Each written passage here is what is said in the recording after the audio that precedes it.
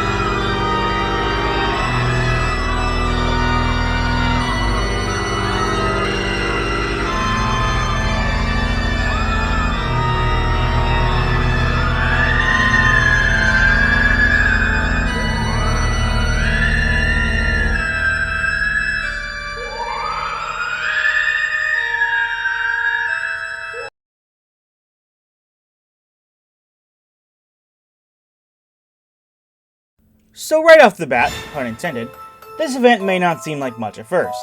A few unique maps redecorated for Halloween, Halloween cosmetics, basic stuff. But honestly, it goes so much deeper than that. Random spells you can use to change up the gameplay, exclusive Halloween items, entire subset areas with free stuff, if you can get there that is. And on top of that, some maps spawn with Halloween-themed bosses. Yeah, these big dudes will show up occasionally on some maps to wreak havoc. But don't worry, we'll talk about them later. The first thing to talk about are the maps. 30 in total, some official maps created by Valve, others community-made maps, and my god, they are all amazing. Some are just event reskins like Harvest Event or Bloodwater, being a reskin of Badwater, and some are unique maps that have special game modes like Farmageddon, Carnival of Carnage, and Monster Bash. Most of the unique maps have a similar game mode: collect the things from the enemy, the turn-in point spawns, you have a limited time in an area that drains your health, and the team that turns in the designated number of things wins. But that doesn't matter, since each has their own spin on them that makes them unique. The aforementioned Farmageddon has you harvesting weed killers from dead enemies and scarecrows, which are just reskinned skeletons, but still they took the effort to reskin them, which is something they didn't have to do, to kill a giant pumpkin monster, or collecting the souls of your enemies to bring them to Davy Jones' locker in Cursed Cove. They all have their own unique feel, whether they lead into the creepy horror side of Halloween, like with I Abduct, or whether they go hard into the campiness and fun of Halloween, like Carnival of Carnage. Some maps also have collectible spells that you can use to change the outcome of a fight. Some let you go invisible, some let you throw fireballs, and some special ones throw out bosses that attack the enemy only, like Monoculus on Hell Tower. Speaking of Monoculus, there are 3 special bosses that spawn randomly on some Halloween maps. There's the aforementioned Monoculus, Demoman's Cursed Eye that is giant and shoots crit rockets, don't ask. The Horseless Headless Horseman, a giant Demoman with a cape, a pumpkin head, and a $600 Islander reskin. And Erasmus, the mortal enemy of Soldier, a wizard who uses the power of the Abominomicon and magic to fulfill his master plans, which mostly involve getting money to pay for a circus he bought. Each of these bosses is fun to fight in their own right and can yield cool rewards for beating them. Erasmus is only available to fight on the map Ghost Fort, but Triple H and Monoculus are fightable on multiple maps. Some cause a truce when they kill them out, nobody can deal damage to the enemy until the boss is gone undefeated, but some don't, meaning you can largely ignore them unless they're right in your face. On a side note, shout out to this random pub medic that kept my dumbass Hattie alive for a solid 2 minutes on Ioduct. There are also some maps without them, if you don't feel like fighting them. I think that's one of the big strengths Scream Fortress has. Everything is optional. You don't have to play on any of the Halloween maps. You don't have to fight the bosses or do the contracts. You don't have to do any of it if you don't want to. But for those of us that do, there's so much here, and I haven't even gotten to the cosmetics, contracts, and achievements. So next to the contracts. This is a checklist of objectives you have, and once you collect 100 contract points, you receive a star, which lets you do another Halloween contract. And after getting 1 star, you receive a reward. In the case of the Halloween contracts, you receive a gift bag that is guaranteed to have 1 Halloween-exclusive cosmetic item, whether it be a hat, a mist, or what have you. They also have the chance to give you spellbook pages for your fancy spellbook, which you get from the bonus mode after a game of Helltap. You have to fill it with 3 pages before it becomes the fancy spellbook, but it is what allows you to cast spells like a spellbook magazine. But this one is fancier, which makes it better. The Halloween gift bags can also give you cosmetic cases and warpaint cases for that year's Halloween line. These cost money to open, but they can give you even more cosmetics with a chance to unlock some unusual or strange cosmetics, warpaints to trick out weapons, and even get unusual flyers for taunts. You can also get these cases through random drops or straight up buy them, but it's much easier to get them through contracts. These contracts generally have you absorb souls, which are counted through obtaining points. Souls also help you upgrade your gargoyle, which is an item given to everyone that allows you to do the Halloween transmute, where you turn in 3 Halloween items that you don't want to get a random Halloween item you don't have for free. The higher level your gargoyle, the more transmutes you can do. Occasionally on some maps, Erasmus will plop down a green gargoyle for you to find, and if you grab it, you get 10 extra souls. I should also mention that the soul gargoyle is what allows you to actually do the Halloween contracts in the first place, but it's given to everyone during Halloween, so you shouldn't worry about not having it. There's also the little things that happen during this event, like ghosts randomly spawning on certain areas of certain maps that will cause you to be scared and run away, unable to attack until the scare is worn off, or actually becoming a ghost when dying in the sub-areas, like the bumper car games in Carnival of Carnage or after the game on Bonesaw. Your fire button is even replaced by the ghost saying, "Boo!" One cool thing about the bumper car games is in the Carnival of Carnage, once you die, if you fall back to the arena, as a teammate, you get revived and keep participating. Another fun thing is when your character casts a spell they collect, they recite the spell's magic words, and each are unique, giving the spells their own flavor to them.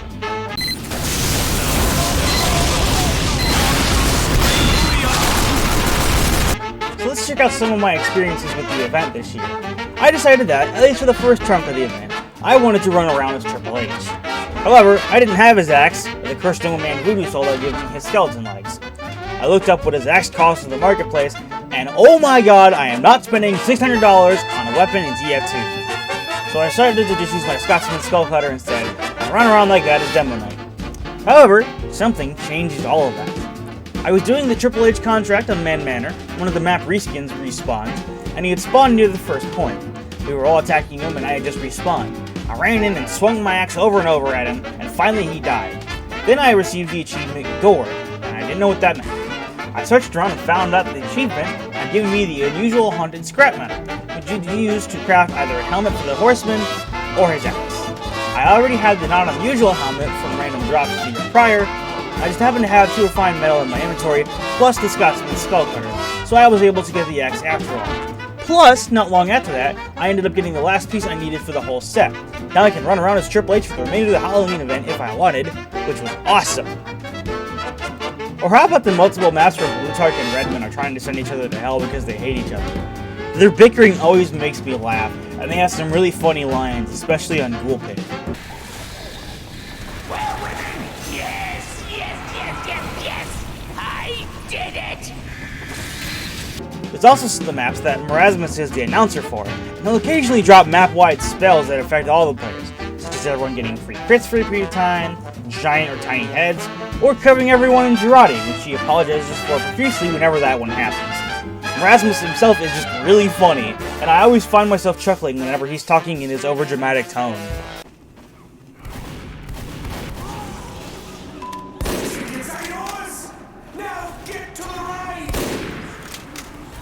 Spell coming at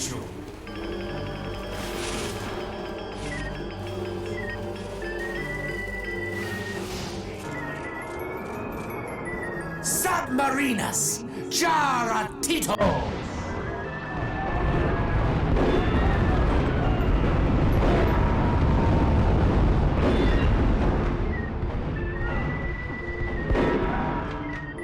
There's also the Cursed Voodoo Soul cosmetics that I mentioned earlier, which essentially zombify your character.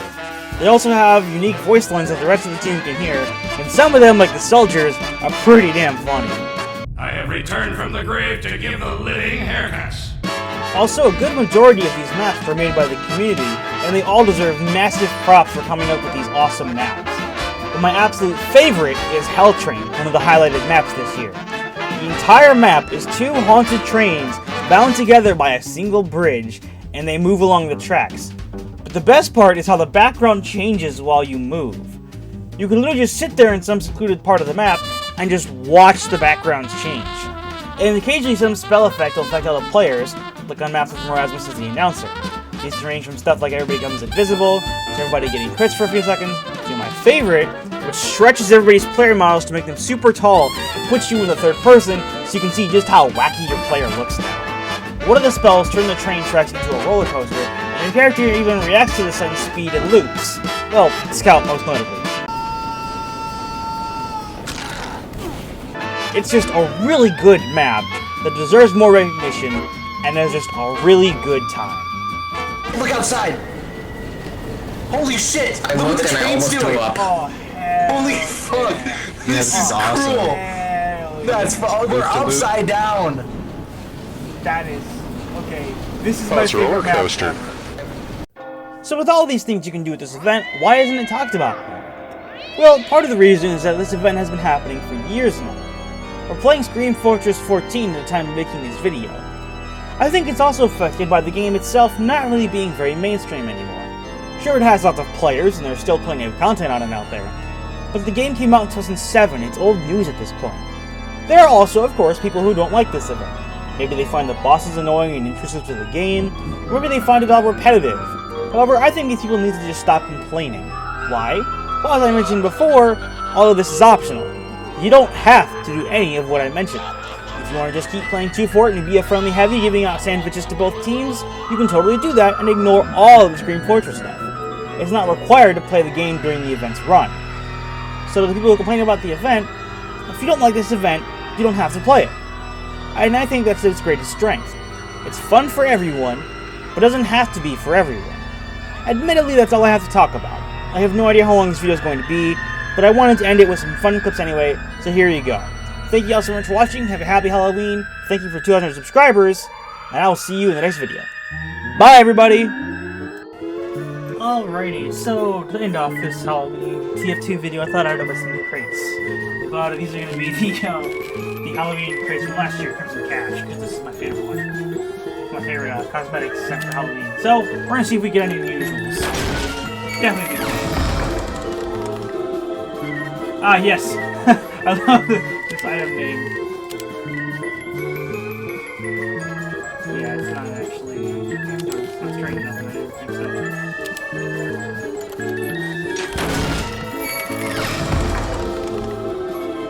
Wow, thank you for not showing me the names. I already have that.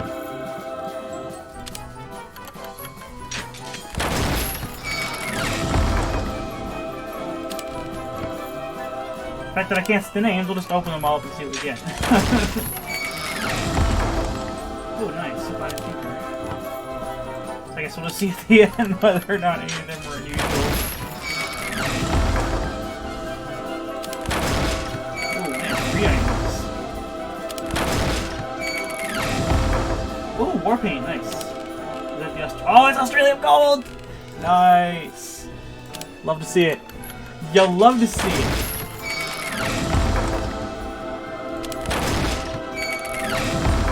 Oh, I already have that.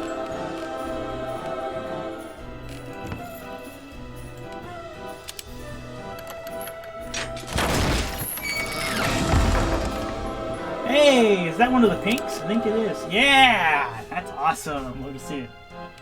Too bad it's not unusual. That'd be awesome if it was. Okay, we got that one.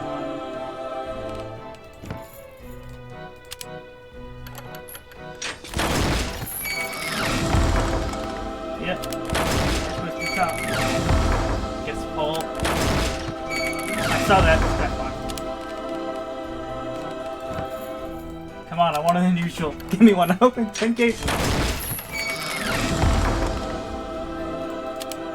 Not necessarily any over here.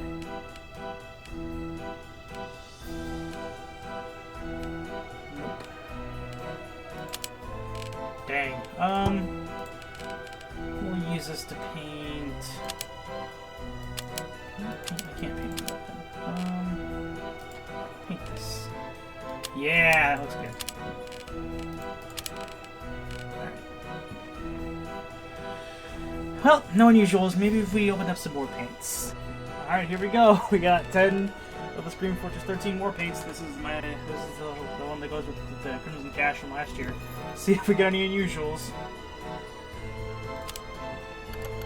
Unusual fire things. Oh, yeah, I can see the rings now. Oh, I saw that. Ooh, that's a nice one. Yeah, I like that one. That was a good one. Alright. Next. Hey! Strange one! Oh, me. Oh, it looks like that. Oh, no. Oh, no. Why is it so beat up? Ooh, okay, that one's not too bad.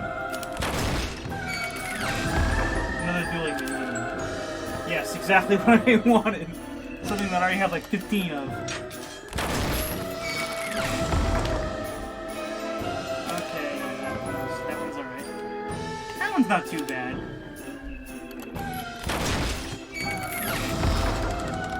Oosh, yeesh, that one scratched the hell of back.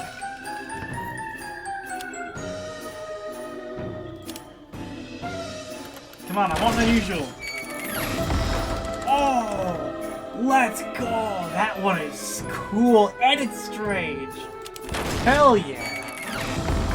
Ooh, war paint. Gray. Okay. Probably get like a weird color to go with that.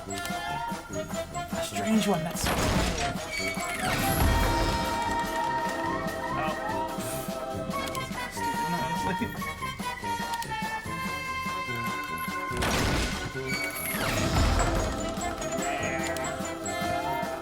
Come on, I want something good. Give me unusual, please. Ooh, fat new strange? Okay, you know what? Actually, that's not too bad. Alright, last one. Come on, I need at least one unusual, please. Yeah. Alright, well, we had a couple good things. A couple strange things. I think this one. This one is probably definitely the highlight right here. This one's pretty good too, though. But, yeah. Anyway, that's the unboxing of some Scream Fortress 13 and some Crimson Cash stuff. And I figure out what I want to use this. I'll see you guys later.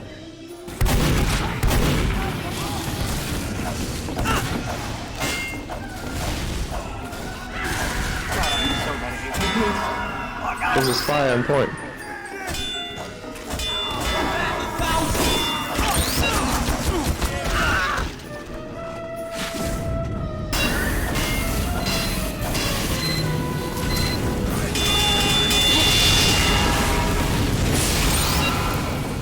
Oh my god. Pyro, you are a lifesaver, thank you.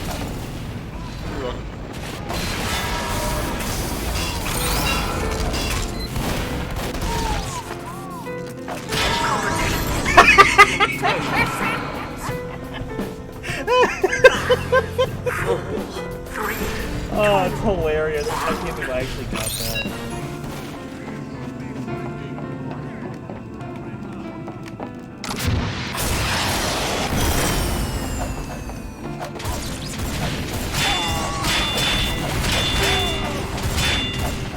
Slap to death. Slap to death. Slap to death. Come here. 7 slaps. Wow. This is so much fun. You just go to the thermal thruster and the hot hand and you just dive in.